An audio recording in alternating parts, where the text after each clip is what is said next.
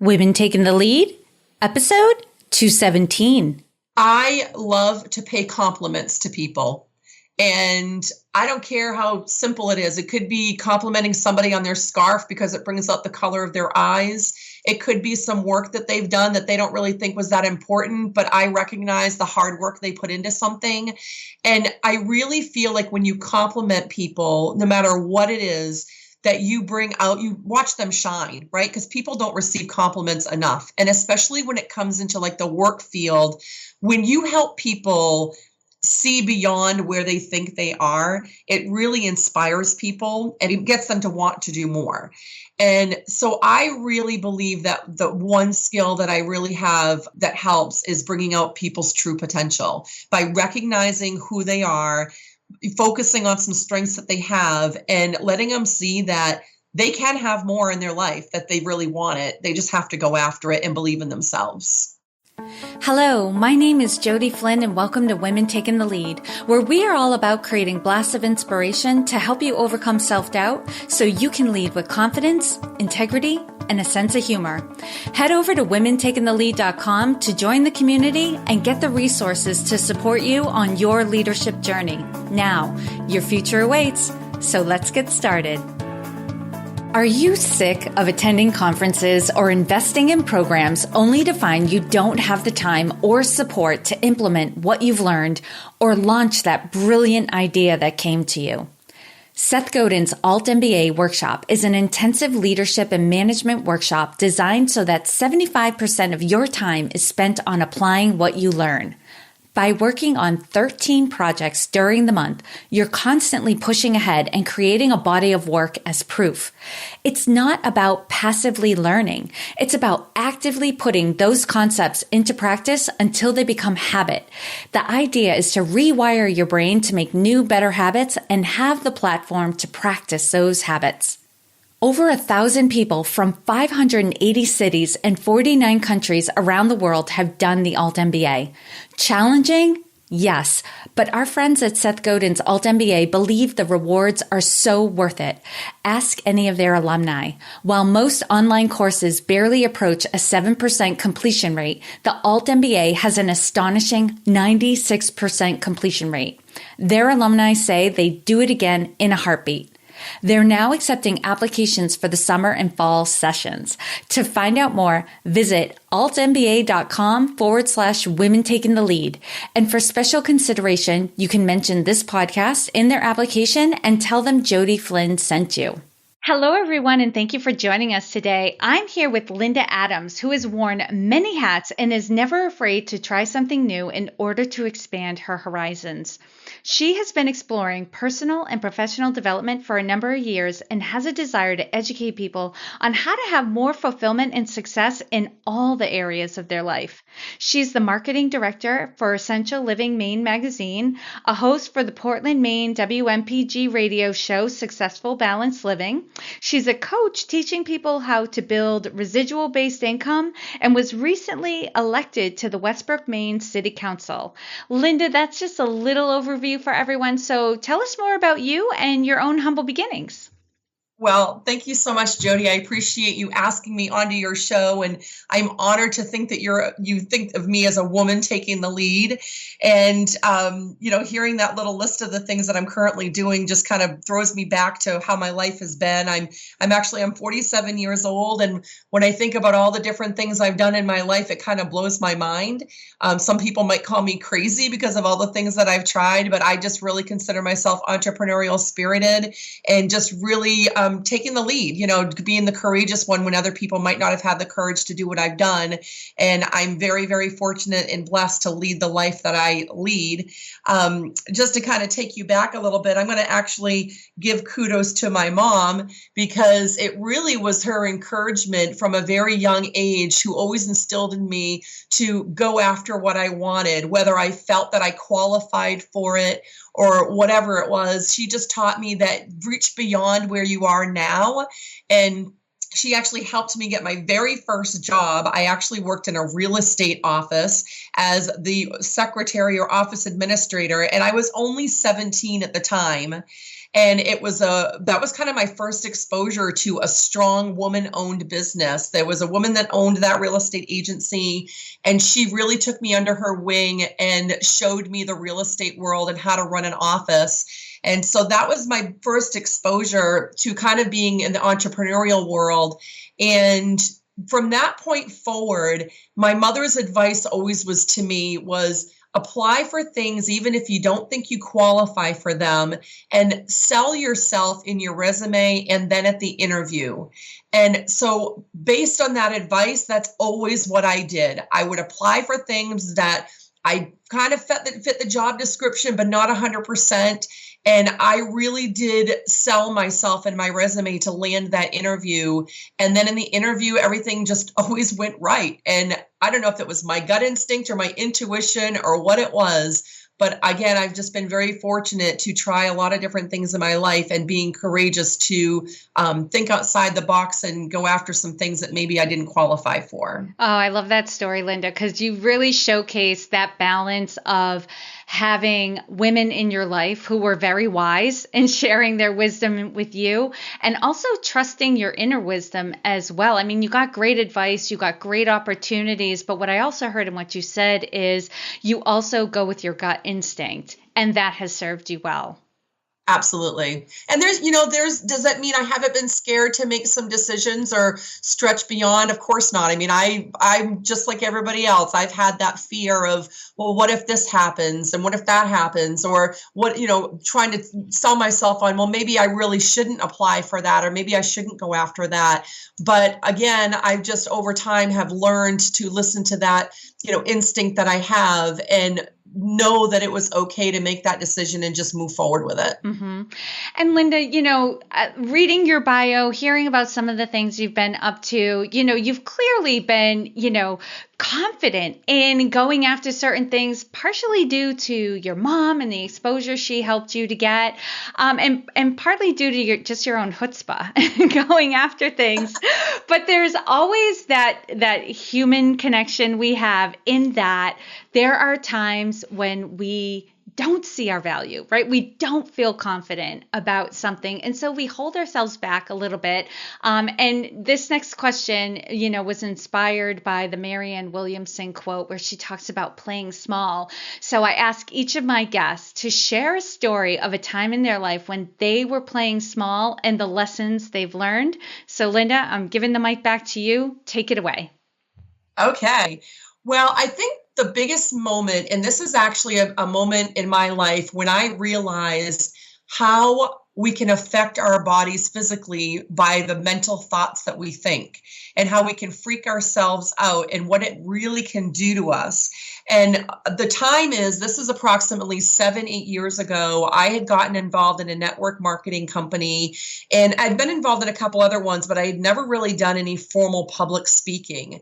And so I was asked to do a presentation prior to the number one earner in the whole world for this company. I mean, huge, huge deal. And there were going to be 100 people there. I had only done the same presentation once before, 2 weeks prior to that. Didn't have any time in between really to practice with anybody. And it just was thrown at me last minute. Like, hey, can you do the presentation before so-and-so? And immediately I freaked out. I was like, are you kidding me? Like, this guy travels around the world and speaks to thousands and tens of thousands of people at a time. And you want me to get up and do the presentation before him and introduce him? So talk about playing small. That's exactly what I did. And my first gut reaction was, I can't do that. Now, mind you, I had been singing in a band for a couple years prior to that event. So I was already familiar with being on stage in front of people, but that was a different realm. That was singing, right? So I at first said no, but then I said, well, you know what? I can do this. I think I can do it. Well, come to the event day, I brought my mother and my aunt with me to sit in the front row to calm my nerves. And I physically was sick. My mind was so jacked up. and freaking myself out about having to get up there and do the presentation, that literally I'm sitting there for about 15, 20 minutes trying to figure out how I can leave the room and go get sick in the bathroom, because that's the point I was at physically.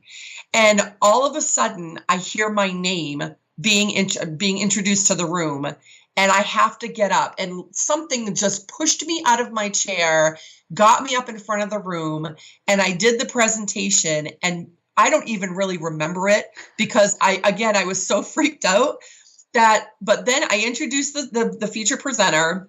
And then after the whole event happened, he came up to me and he said, "I can totally tell that you sing in a band because you were so comfortable up there." He had no idea. Mm-hmm. Nobody had any idea that I was ready to throw up literally on stage.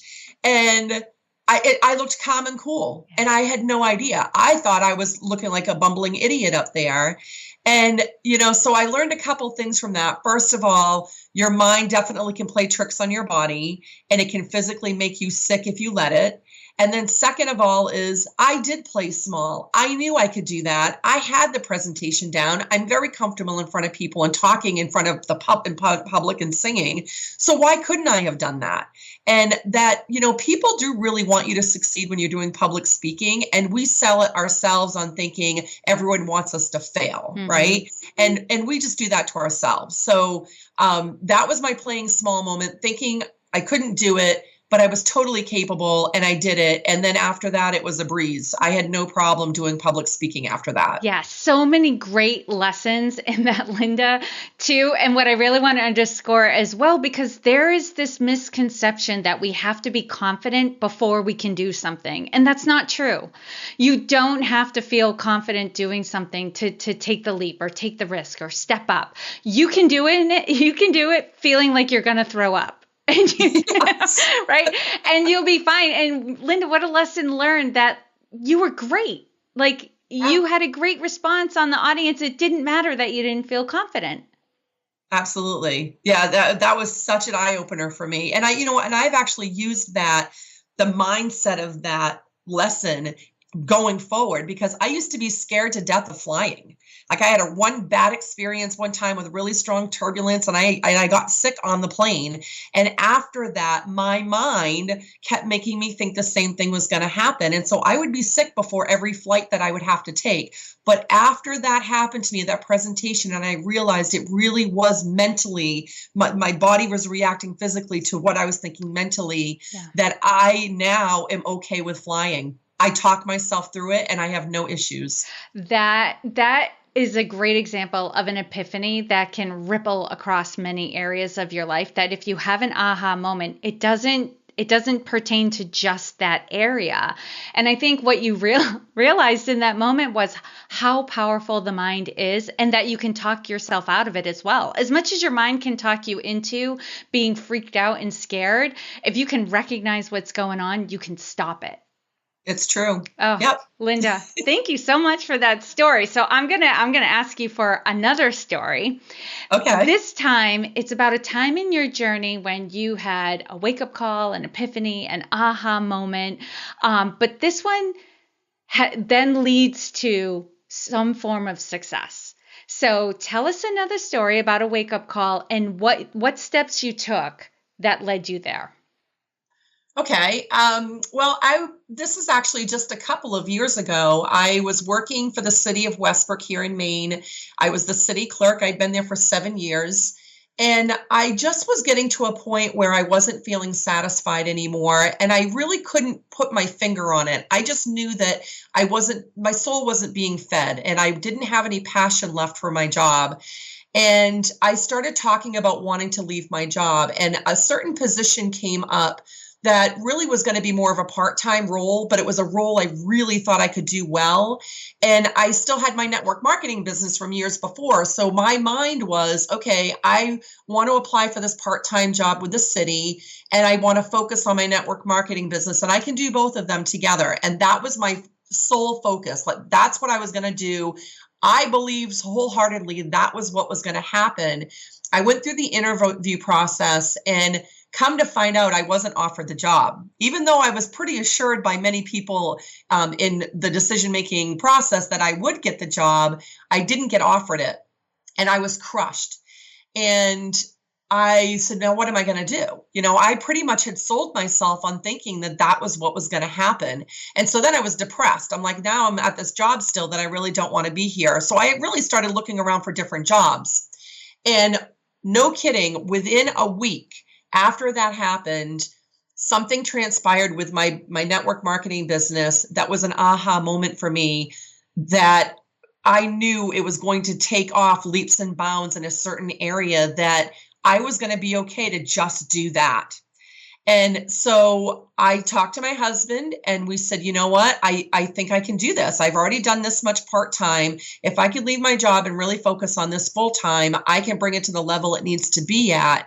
And so I planned on doing that. And when I was in the middle of making that decision, the person they offered the other job to for the city didn't take it.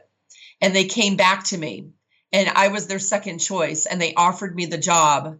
And I was very, very polite. And I just said, you know what, if this had been days after that interview, then I would have taken it. But things have honestly happened that has woken me up to let me know that I wasn't supposed to take that job at all. And so I politely declined. And within a couple of weeks, I gave my notice at my job and I left. And then what happened was I thought I was supposed to go on this one path, and that wasn't the path I took at all. All of a sudden, Essential Living Maine magazine comes into my life within a couple months after leaving my job. And now I'm looking at buying that magazine 2 years later. So the lesson I learned from that was, first of all, everything happens for a reason, and you need to pay attention to the signs in your life that's leading you down the path you're supposed to take. And then on top of that, even if it doesn't go as how you think it's supposed to be, where I was supposed to get that job and then I was supposed to leave and focus on my other business, and that didn't happen, I ended up refocusing on a magazine, which has led to my life's purpose. That right there is what I was putting out to the universe. I was putting that out there, that I wanted to be able to help people with their health and their wellness. And I didn't know how to do it because I had no degree, no experience. Who am I to tell people what to do? But yet now that's exactly what I'm doing, is I'm connecting people with a resource to help educate them on how to live a healthier, balanced life. So I am blessed beyond blessed. And I am so grateful that I took the leap of courage to leave my job and just followed where I was supposed to go. Yeah, that's definitely what I heard in your story, Lynda. The wake up call and the steps you took that led to your success was all around, not that there was the perfect opportunity, but that you just, took the next step that made sense to you. Like you moved away from things that didn't interest you, where you had no passion for those things, and just kept pivoting a little bit and a little bit and a little bit towards the things that did interest you, that you were passionate about. And it ultimately led you to where you are now. And that is the perfect example of the path to success is not a straight line. It's very zigzagged. Absolutely. But you got to listen to yourself and you have to take action. That's where I see a lot of women get tripped up, is one, they're not paying attention. They're not listening. They sense something's off in their life, but they're not doing the inner work and the self-reflection to see exactly what's going on. And then once they figure that out, the other place they'll get tripped up is they're afraid to take action. They're Right. afraid to take that step. It feels too risky. It feels like too much, but you won't be able to you would have never gotten to Maine Essential Living if you hadn't taken that step out in your network marketing business first. Like there was Absolutely. a step before the step. Yes, 100%. Oh, Lynda, great stories. All right. Well, here, I'm definitely interested in this because we've chatted about this a little bit. My philosophy is there is no one way to lead, right? We're all perfect just the way we are. We just have to identify our own strengths and apply those to our leadership style. And where another place where we can all get tripped up is when we try to emulate too closely somebody else's style, especially when that person's personality doesn't match ours, their strengths don't match our strengths. So then we get a little like wobbly in our leadership because we're trying to be something we're not. So again, it's important to do that self-reflection and to see what you can bring to the table. So Lynda, how would you describe your leadership style? Well, I don't know how I have this ability, but I have an ability of being able to get along with pretty much anybody and allow them to open up and share things with me they might not share with other people. And why I call that a good way to lead is that that's a good way of getting people to work together. If you can recognize other people's strengths by making them feel comfortable and having them open up to you, then you can actually bring a team of people together and get them to all work together. And so I've done like a lot of event planning in my past. And to try and plan an event when you've got, let's say, 10 people all working together on one committee, so you've got strong personalities, maybe you've got some shy personalities, but really what you have to do is ask a lot of questions to really figure out who are these people, right? And what are their strengths and how are they going to be best utilized when doing this? And so I have this natural ability of making people feel comfortable. Even if I meet someone for the first time, I let them talk. And I really listen to them. And when people are allowed to be heard, then they talk more and you learn more. And so that's how you're able to get people to work better together, because then you know more about them, right? Mm-hmm. And so one thing that I've always done in any leadership role that I've had along those lines is that I never make a decision that's going to affect someone else unless I really know where they're coming from, because everybody has their opinions and their input, especially on their own job. So if you're being asked as a leader to make some decisions that are going to affect other people in your organization, your business, or whatever it is, then I would encourage you to go to them and include them in the decision-making process and let them be heard. People want to talk about what they do. They want to help in different organizations they're involved with, but you need to allow them the opportunity to do that. So I really believe being a good listener is key to being a good leader, and then asking questions to the people that are going to help you make some changes in whatever organization you're involved in. Mm-hmm. Getting their buy-in is so huge. And if you include them in the decision-making process, they're more likely to buy in.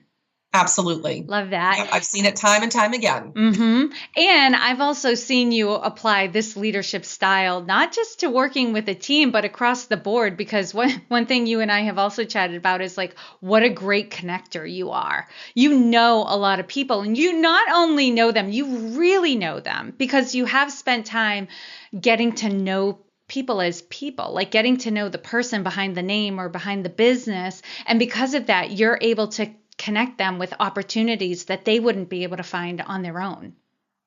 That is true. And again, I don't know how I've become a connector, but that's really, every time I run into people now, they're like, oh my gosh, you're such a great connector. You know everybody. Mm-hmm. And I'm happy. I mean, I don't get, there's no direct benefit to me per se, like financially or whatever, by connecting people. It just makes me feel good. If I'm talking to somebody, as a matter of fact, I just had an appointment this morning with an acupuncturist, and she was talking about, focusing on infertility and this and that. And I said, well, do you know this doctor? Because that's what she focuses on too. And she's like, well, I've been wanting to meet her. I said, great, I know her too. I said, let me connect you guys, and hopefully you guys can both benefit from referring to each other. So, I just like to be helpful. That's really what it comes down to. And I like to talk to a lot of different people. I like to be curious. I like asking a lot of questions, and that's how you get to know people a lot more. And I don't know, I guess I have a really good Rolodex in my brain, because then all of a sudden that card comes out and I'm like, oh, do you know this person? Mm-hmm. Yes. And there might not be a direct benefit all the time, but it does come around. Good. When you do good things come back to you. And, that is true. And speaking of good things, Lynda, what is something you're working on right now that you're really excited about and want to share with us? Well, I would say that, along the lines of my magazine, Essential Living Maine, I had already mentioned I'm in the process of looking at buying that publication. And I really, over the next year, want to double the size of that magazine, because we're just getting such great feedback on everything everybody is learning from it. And it's really making a positive impact in our communities. But then beyond that, I want to work with the owner of this publication, and her goal is to expand into multiple states. So we're looking at, once we get this established, it's already established in Maine, but once we grow it to a certain point, then we're going to go into other states like Colorado, Arizona, Florida, all these more progressive health states, and helps find licensees there as well, and just expand where we can expand the magazine to, but keep the magazine of the local flavor of that area. And so that they're going to do exactly what we're doing in Maine, connecting with local practitioners and business owners to help educate them on their resources in their area to help them live a healthy life as well. Very cool. And on the flip side of things, what would you say is your biggest leadership or business challenge? Oh gosh. Well, right now I would say balancing everything and staying healthy. I tend to take on a ton of stuff, and I do know the word no, but it doesn't always enter my vocabulary when I'm asked to do something I really want to do. Mm-hmm. So I have a lot of irons in the fire right now, and I've been really striving hard to eat healthier and exercise. So my biggest challenge is staying healthy and balanced, and knowing that I can do everything, setting my limits where I need to set my limits, but then also doing the things that I'm really passionate about. And, I really have had to kind of take an evaluation of my life and the things that I was spending time on and who I was hanging around and what I was getting in, from hanging around those people. And I've done this a lot throughout my life, and not that I've ended relationships with some of my friends, but they just have transitioned to be a little different over time. And so I really have found over the past year or two that my associations are changing a lot. And I'm starting to be around people who really motivate and inspire me and are helping me to remain healthy and balanced. And I feel good around those people. And I know they're helping me grow and be a more stronger woman than I've been in the past, so that I can accomplish more to help more people. And so I think that's the big challenge I have, is really just finding that balance and making sure that I stay on task with what I really want to have in my life. Mm-hmm. And I know a lot of women listening right now can relate to that, because as we know, the women in this community, they're go-getters, they're high achievers, they're up to something in the world. But that means you have to be very mindful of your health, and your health is largely about what you're consuming, not just the food that you're eating, but the conversations and the content in your life. That includes the people in your life, what you're reading, what you're watching, music you're listening to, food you put in your bodies, how you, move your body, how you be active. All of that plays into your health. And I love how you underscored several different areas. This is what you're all about, that holistic approach to life. And, I think that is something a lot of us are struggling with, of how do we be go-getters, right? Have those irons in the fire, but also being very mindful to take really good care of ourselves so that we can sustain our energy levels over time. Absolutely. All right, Lynda, now I'm going into a quick leadership roundup. So tell us, what is one practice you have that helps to make you a better leader? I love to pay compliments to people, and I don't care how simple it is. It could be complimenting somebody on their scarf because it brings out the color of their eyes. It could be some work that they've done that they don't really think was that important, but I recognize the hard work they put into something. And I really feel like when you compliment people, no matter what it is, that you bring out, you watch them shine, right? Because people don't receive compliments enough. And especially when it comes into like the work field, when you help people see beyond where they think they are, it really inspires people, and it gets them to want to do more. And so I really believe that the one skill that I really have that helps is bringing out people's true potential by recognizing who they are, focusing on some strengths that they have, and letting them see that they can have more in their life, that they really want it. They just have to go after it and believe in themselves. And what advice would you give your younger self? Oh gosh, if I could go back in time, I would say listen to your gut instinct more, trust it more, and really tune into your spiritual side. Now share with us a success quote or a mantra and why it has meaning for you. I'm actually going to quote from the Bible, from Joshua chapter 1, verse 9. Be strong and courageous. Do not be afraid or discouraged, for the Lord your God is with you wherever you go. And that means a lot to me because I feel that I've had to be strong and courageous a lot in my life. And a lot of that has depended upon my faith and believing in what I couldn't see. And lastly, Lynda, what is the best way for this community to connect with you? Well, they can visit my website for my radio show. That is successfulbalancedliving.com, or they can email me directly at Lynda, Lynda, at essentiallivingmaine.com. And for those of you who are on the go, you know you can find all the links and resources that Lynda shared in this episode at womentakingthelead.com. And she does spell her name Lynda. So if you put that in the search bar, her show notes page will pop right up. And Lynda, thank you so much for taking the time to inspire and enlighten us. We are all better for having met you. Thank you so much, Jody. I appreciate you asking me on the show today.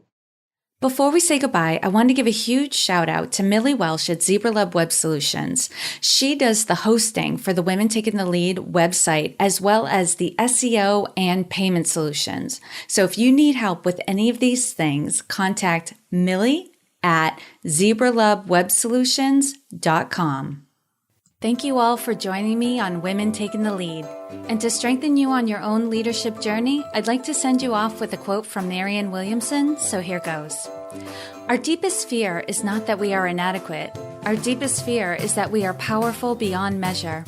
It is our light, not our darkness, that most frightens us. We ask ourselves, who am I to be brilliant, gorgeous, talented, fabulous? Actually, who are you not to be?